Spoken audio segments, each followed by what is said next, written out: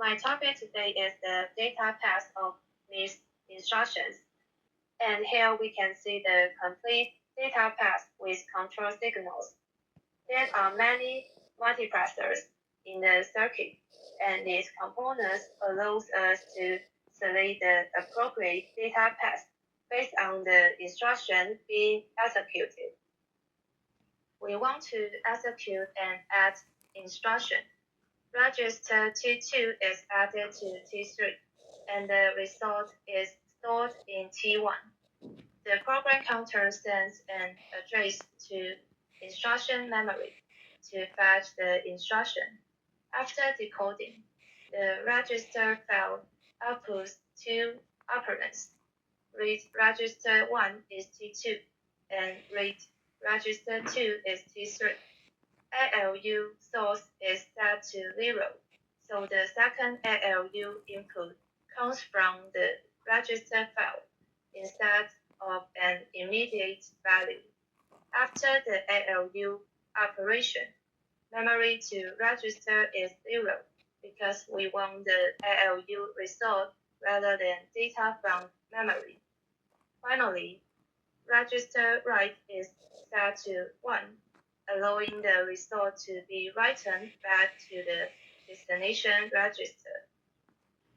Another example is the load instruction.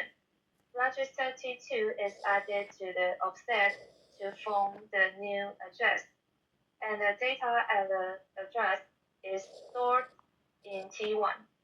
As before, the program counter sends an address to instruction memory to fetch the instruction. Read register 1 is T2, while the offset comes from the instruction itself. Its size is extended and then fed into the ALU. Therefore, ALU source is set to 1 after the ALU calculates the new address. The processor loads data from memory, so memory write is 0 and memory read is 1. Also, we set memory to register B1 to get the data from memory.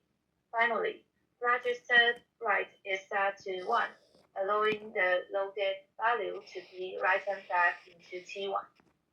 Similarly, we execute the store instruction in much the same way, except that this time we write data to memory.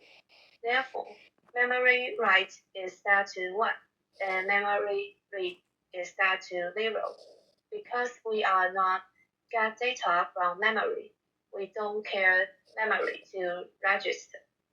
It can be either 0 or 1 without affecting the operation. Finally, register write is set to 0 since the value is stored in memory rather than written back to the register.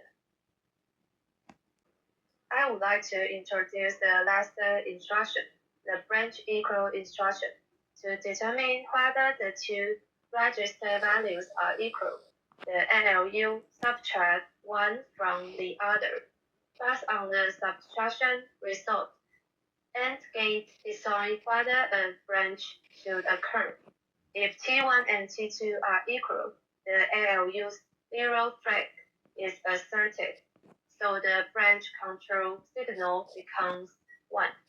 In that case, the program counter tells PC at 4 and at the offset, which has been shifted left by 2 bits to form the new target address.